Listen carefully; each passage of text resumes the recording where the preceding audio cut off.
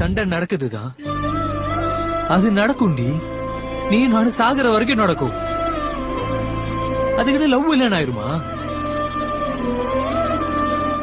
இங்க பாருவாணி, கோவத்துல பேசுறதெல்லாம் வாயோட போயிடும்.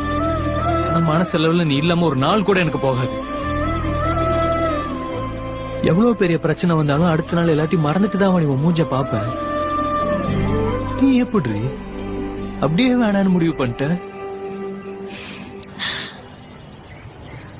அவ்வளவுதானா? ஆகாஷ், நான் சந்தோஷமாவே இல்லடா. நீ இங்க இருந்து போயிடு. எனக்கு கூட பார்க்க வேணாம். போனா